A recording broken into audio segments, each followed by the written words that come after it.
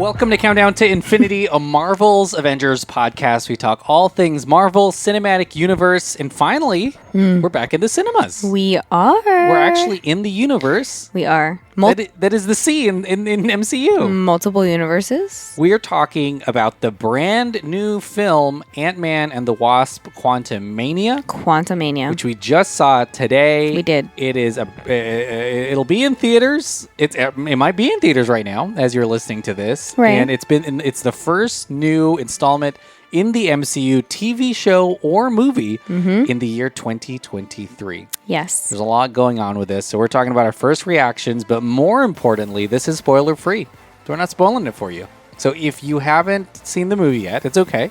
You can listen to this. We'll talk about some of just our basic instant feelings about the movie.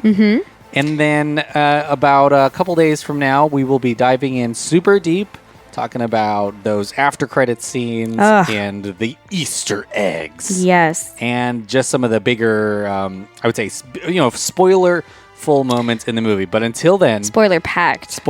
This is a safe space for you. If you haven't seen the Quantumania film... All are welcome. It's safe. All are welcome. Yes. My name's Emmanuel. My name is Sophia. And we're excited because we just watched this movie. Like an hour ago. An hour ago. Less than an hour ago. IMAX, big receptive crowd. Yes. I guess before we get into it, how do you feel about Ant-Man? This is the third Ant-Man film. Ant-Man and the Wasp. Ant-Man and the Wasp Quantumania. Honestly, the gang keeps getting a little bigger. Yes. You've got Hank Pym. You've got now his daughter in this as well. Do you like these Ant-Man films? I do because I love Paul. Paul Rudd is, he's like everyone, he's America's dad or something, you know. I think he was like the sexiest man alive last year, if I'm not mistaken. So good for you, Paul. And he's aging really well, too. Rightfully so. Well deserved. But I think he's always been great as Ant-Man, such a comedic actor, and but he also kicks ass. So, it's the best of both worlds when you need that from Marvel, and he delivers. Yeah. I will say, humor was a huge part of this movie. For sure. Massive. And a huge part of the entire series, I would say. For sure. Paul Rudd, kind of known to be a big comedic actor. And also, all three of these films directed by the same guy, Peyton Reed, which is a little rare. It's not rare, but it's not common. I mean, if it ain't broke, right? Yeah, but in Marvel, there's not many that do it. James Gunn is one, but a lot of times these movies pass hands, and really excited to be visiting him again. Yeah. And good for Ant-Man, getting 3 movies. My goodness. And maybe more, question mark. Paul Rudd returns as Scott Lang, Evangeline Lilly as Hope Van Dyne or the Wasp. We spend a lot of time, too, with Michelle Pfeiffer as Janet Van Dyne. Yes. Michael Douglas as Hank Pym. And introducing Catherine Newton playing Cassie Lang, the 18-year-old daughter of Scott. And also, I would say, a bit of a strained relationship considering the blip. Yes. And they were separated for years, and she kind of grew up without him around. But I think what we're really most excited for is Jonathon Majors as Kang the Conqueror.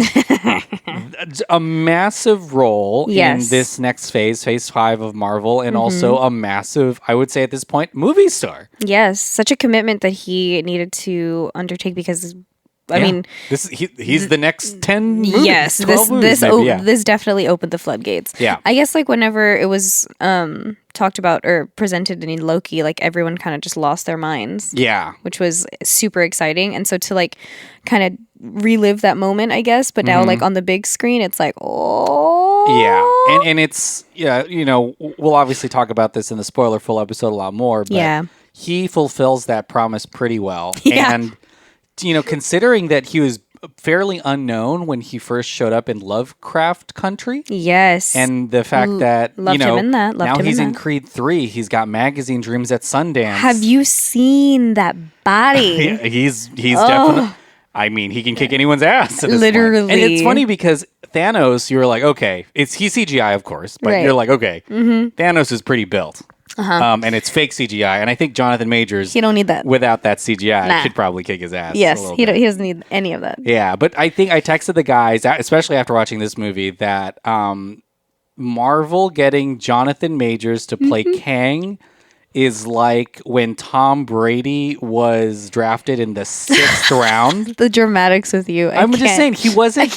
Tom Brady, who just retired, was not like a big pick, in the NFL, and now he's like the greatest of all time. I feel that with Jonathon Majors, I feel like they got him early enough in his career, right before he's about to be like a really giant big actor. But this is also going to help his career because he's getting all of the audiences for Marvel for the next 10 plus years. And he's great in this. But without spoiling the movie, what are some of your general takeaways fresh off of your first viewing of Ant-Man and the Wasp: Quantumania?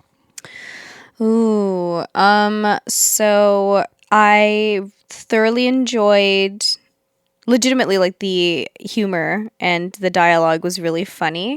There were a few surprises along the way that I was not expecting, actually, that were also worth it. And I think that's a part of you not expecting them is because you didn't watch like every trailer there. No, which I think is a good thing because I didn't watch the last 2 either.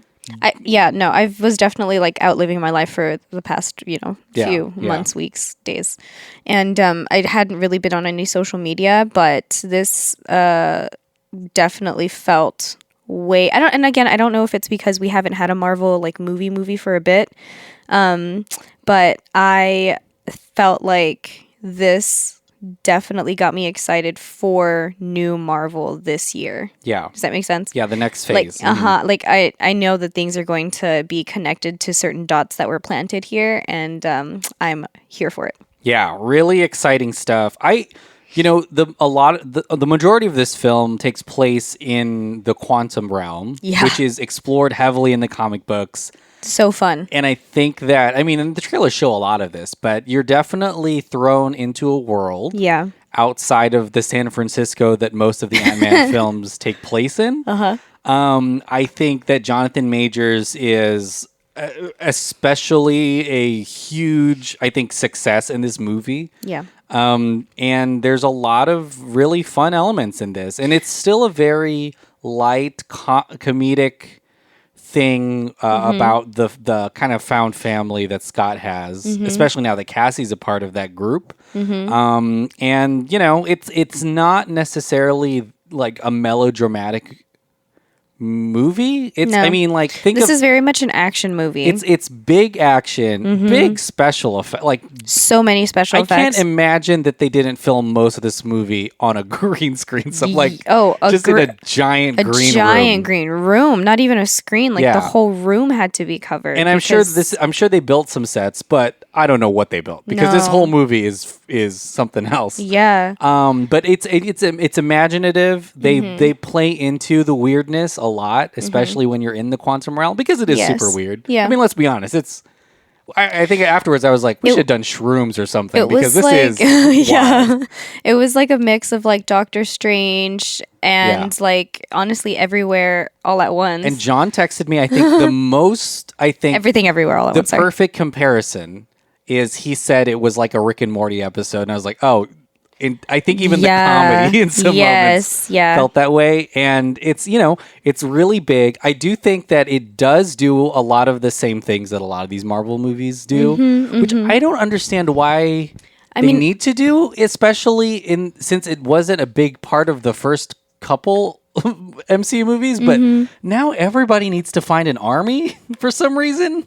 I'm not going to talk too much about what happens, but it's like everyone's always needing to build a bigger and bigger team all the time. I'm wondering if it's because the universe is getting bigger and bigger and bigger, and so it's not just going to be how it was in the beginning of the Marvel movies because there was just they needed to be on a bigger screen and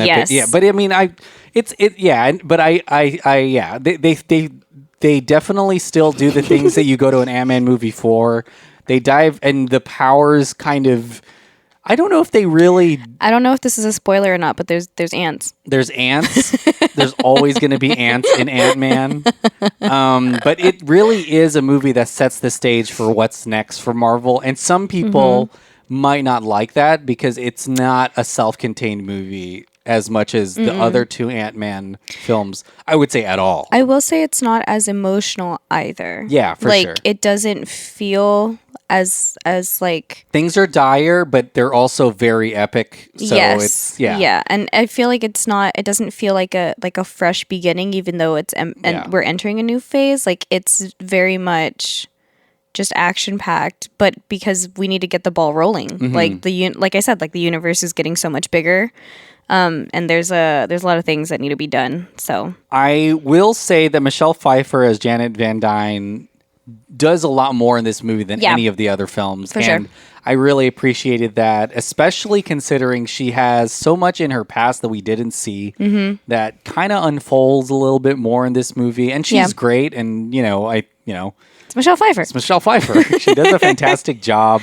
There's a lot of, and again, like I think this happens in a lot of these big action movies, even outside of Marvel, a lot of MacGuffins and objects that people need to retrieve and missions and heists and all the stuff that you see in a lot of like MCU movies. But that's to be expected big action movies. Specifically with Ant-Man because of his past. Yeah. Like that's his thing. He's a burglar. Yes, he's a cat burglar. He's a cat burglar. So Catwoman is in this movie. Oh, she's a cat burglar. Full circle. He's an ant burglar. Okay. But I mean, this movie I think is really enjoyable because of the scale and the imaginative stuff.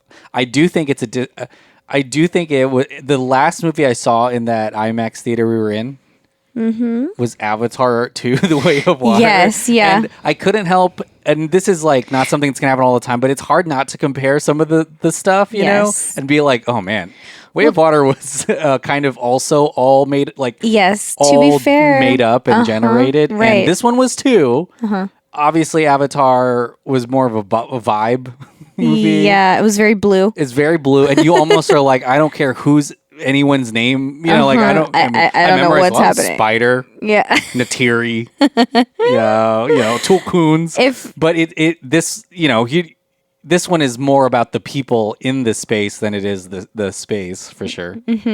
And I feel like it is forever changing. Like I can't really put my finger on a specific characters. I can, but the background itself, like all of the effects, I can't even put my finger on what the quantum realm looks like. And we watched the movie. I mean, that's why I'm saying, like, it reminds me of like the first Doctor Strange movie whenever he was fighting Dormammu, but I don't think that would be an accurate representation of because it. That one's still set. It's very different. It's closer to like Journey to the Center of the Earth. Okay. Or let's just try to describe. No, like Strange New Worlds, that Disney movie that nobody watched. But us. But, they're venturing in an unknown place. But it's also not as bubbly as that in some places too. Yeah. It's just more crazy. It's wild. But and the fights are so crazy. Like I was having to, I don't know if it's because we saw it in IMAX or not, but I was like having to legitimately try to focus on like what was happening. It's stimulating, borderline overstimulating. Yes. I think. If you're someone who gets distracted, or if you get dizzy watching, it's too bad. if you get motion sickness, please be careful. There were some moments that were meant to be, it's a soft focus, the background's blurry, and it's supposed to be, conversation, but in the blurry background there's a million things happening. And I was like, I cannot not look at that. I only Michelle Pfeiffer's in focus, but there's so much happening behind her. 3,000 things happening back there that I can't not look at. But it could be because we watched on IMAX, and of course, like, that's the place they're in. They can't help it, I guess. But a pretty interesting movie. I'm interested to know how people will react to certain characters in the movie. Because I feel like the intention might be different than how our audience reacted. Does that make sense? Yes. Like, our audience really had a great time with characters that I don't know. I understand. I don't know if their purpose was that all the time, but it was all the time. But it happened. I'm kind of skirting around it, but I know. and it was a hit. Yes. I don't think anyone took any of that stuff seriously as much as maybe it was meant to. I feel like now, because Marvel is getting very specific in what happened in the comic books, and it's not just like the popular characters anymore. And let's be honest, they're running out. Yeah. That's what I'm saying. Like, they're running out of like popular characters, right? So I mean, not to say that there's any one favorite, and or we're in whatever. the multiverse, so there's variances of even the others. characters we like. Yeah. But there's definitely things in this movie that are specifically for Marvel fans to appreciate. And one of those characters is definitely the one that polarizing, got a lot of attention. Yeah. And you know, entertaining though. This is the first movie in Phase 5, so it is kicking off the next, you know, everything that's coming later on this year and in the future. So we're obviously in the multiverse saga where we're getting, you know, many versions of things. We're talking about variants on the Loki show, and Kamala Khan is talking about different dimensions, and I wonder if it raises the stakes or if it lowers it. Does that make sense? Like, does it raise the stakes where like all of time is in jeopardy now all the time, or is it lowering it to where we're like, well, there's another version of everything, so it's fine? Does that make sense? Like, it's interesting how what the reaction will be from people. I mean, Disney can either go one of two ways, right? Like, either, like you said, like everything is either going to be super jeopardized and we're going to lose it all, or we're going to do a lot more crossovers that are, which is probably the way that they're going to go, because they know that it's going to get audience. Cameo City soon. They're going to get audiences all across from everywhere that are just going to freak out. I mean, look at what happened whenever Fox and Disney merged. Like, when we got everybody all together, we were like, whoa! It blew my mind so there was some criticism of Doctor Strange Multiverse of Madness where some people thought there wasn't enough crossover stuff, and I was like, what are you talking? That's what I'm saying. Like, Disney eventually, because the universe is getting bigger. People's expectation. Yeah, it's going to be interesting. What else? Any other big final thoughts from Ant-Man and the Wasp: Quantumania without spoiling anything? It feels like a pretty punchy, quick movie, though, I will say. Like, it moves quick. It moves quick in some places, yes. In others, I mean, sure. Well, I was just saying there's always an engine. They don't let them sit there for a little bit. It's just constantly, we got to go to this thing and move to this next thing. I will say that there was a couple of times in the movie itself where I was like, what the fuck is going on? Like, big swings in this movie. What giant is swings happening now? Like, I think this is probably one of the only Marvel movies that I did not get super emotionally attached to. Yeah. If that makes sense. No, that makes sense, yeah. Like, it's not emotional heavy at all. Like, it's very light. Full of fights, and I think that's why.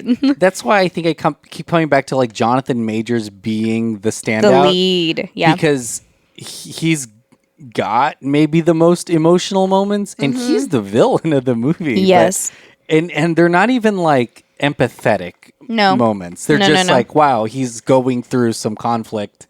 And you see it, and you maybe feel a little bit of it, even though he might be, you know, evil or whatever. But he's acting on it. But he's acting, he's doing a lot, and so that's again, it's hard not to spoil it, but the movie ends with you feeling a certain way. No, I'm saying like, I thought you were no, but it's maybe why it's polarizing, and maybe why so many people are giving it mixed.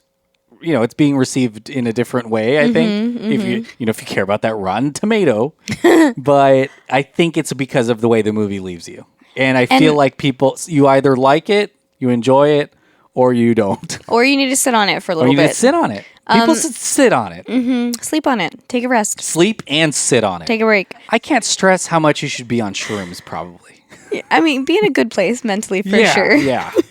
I think you'd enjoy it a lot if you were on something. On something. Well, I know we kind of didn't talk a lot about the specifics, but we can't if you haven't seen it yet. You can't, no. I mean, for sure take your family, right? It's a family movie. I think so. Some language is used, but... Yeah, and you know what? Maybe overused sometimes. Yeah. Like, because it's the quantum realm and there's a lot of stuff happening, I feel like they say all the time, like, oh, shit, or God. Or they're always like, holy moly. Uh-huh. But, I mean, it makes sense. I would say the same thing if I saw, like, some giant monster thing or whatever, you know? So, it makes sense. But that's the only thing I think. In terms of themes, it doesn't get too dark. No, not at all. And it doesn't get too sad, like where it's just like it's traumatic. Yeah. To an effect. No. And a lot of great new characters. I forgot to say that. Like new, fun, new, classic, funny characters in this movie that are enjoyable. Very likable, yeah. Mm-hmm. Super likable. And yeah. Have you, how is, do you think Paul Rudd kind of is? I think Paul Rudd is me, like watching the movie. Yeah. There's a few parts where he narrates like his emotional state, and I think that the audience can relate to what he is referencing. Yeah. Like in his own experience. Yeah. To how we can react to the movie, if that makes sense. After you watch the movie, that sentence is going to make sense, I swear. And his his ability to still really carry the movie a lot. Mm-hmm. And for him to have kind of his own way to portray a superhero is really cool. Like Paul Rudd's Ant-Man is Paul Rudd's Ant-Man. Yeah, I don't think anybody else. Just as much as Robert Downey Jr.'s Iron Man or Chris Evans' Captain America. Like it's very much his personality. Yeah, it's mixed into that, and I'm sure by now mixed into like even his off-screen persona, just what people would like Paul Rudd to be like in person. Mm-hmm. And I think I think that's cool to be in his third movie. And his like 7th MCU outing, and to still have that, and to still have people want that, and because quite honestly, like I would appreciate more I'd love more Ant-Man movies. They're who doesn't like Paul Rudd? Yeah, who doesn't like Paul Rudd? Mm-hmm. Who? Well, what are some of your final thoughts on the movie that can kind of get people prepared to watch it? Or can you say anything to prepare anyone for this? I don't know, really. I mean, I guess just prepare to have a good time, and I would recommend watching it with like some friends or some family because I think it's a feel good movie. It's a fun movie. It's a good time, and there's those moments you want from a Marvel movie where you're just like, whoa. Yeah, of course, all the effects, all the fights. Yeah. What? And you're gonna be like, what? Mm-hmm. Oh, wait, what? And you will also be laughing. Yeah, a lot of laughs. A lot of good times. Really fun movie. I enjoyed it a lot. I don't know if I necessarily would. I don't know. What? Watch it again? No. I would watch it again. I for sure would watch it again. Just for even Jonathon Majors. I thought you were going to say, I don't know if I would watch it again. I was dang. I was just going to say, like you just said you loved Paul Rudd, and here you are. I was about to say you don't necessarily have to watch any of the other Ant-Man movies. Oh. To kind of to figure this movie out. Maybe actually, man, just watch them all. I mean, because Michelle Pfeiffer is a big part. Because Michelle Pfeiffer, But and then the kid for sure. In the quantum realm, who knows about that place? Stay away. I guess. Yeah, I just know that it's like really, really, really, really tiny. Really tiny, but also big. Massive. Yeah, it's very confusing. Also, the science in this movie, I'm like, okay. Yeah. Sure. Yeah. Sure, that could happen. I will say this is a tease. What? Maybe some of the coolest after credits you'll see. Oh, yeah. Both of yes. them. Yes. What? Both of them? Yeah, there's two after. I mean, I hope you Google this. Oh my God. Stay for both. Both That's of them spoiler. are pretty cool after credit scenes. They're amazing. Please watch. Please stay for both of them. Not totally random, which is nice. Here's what Aquaman is. Aquaman, what? I'm sorry. Okay, DC. They're not like totally random like that. They're very much like. No, it's very. They're important. So they're important. That should be enough even for you to watch. And I mean, everyone who listens to this is going to watch the movie. So yeah, so stay for both. Some people leave after the first one. Don't. There's another one. There's a good one after. There's a good. Yes. And again, we'll have a big, long. Oh my gosh, who knows? 2-hour long, spoiler full episode coming out later on. So That'll be fun. Keep a lookout for that. Yeah. But finally, something new that we get to talk about. Yeah. It's been so long. Wow, how exciting. Sophia, we've come to the end of our spoiler-free discussion. What do you have to plug? Just the same old things. Thank you, everybody who is listening. You are very much appreciated because we love you and we appreciate you. Thanks so much, yeah. And if you want to take your support even further, you sure can. Check out everything that DelphinPod has to offer at their Patreon. It's patreon.com/DelphinPod, DelphinPod. And if you want to follow me on any of the socials, you sure can. Everything's going to be at _simply Sophie, SOFIEE. Nice. Yeah, for sure. Listen to our pods. There's going to be more new MCU stuff soon. I think like Secret Invasion is coming out, the show. We've got another season of What If, another season of Loki. We got all of the summertime movies, the Marvels, all of that's coming. Guardians Volume 3. A lot of good times, and we'll be back. Sad times. We'll be back with new episodes as we enter this new phase. New phase. Who this? 5. Thanks so much for listening. Bye-bye. Bye. Bye.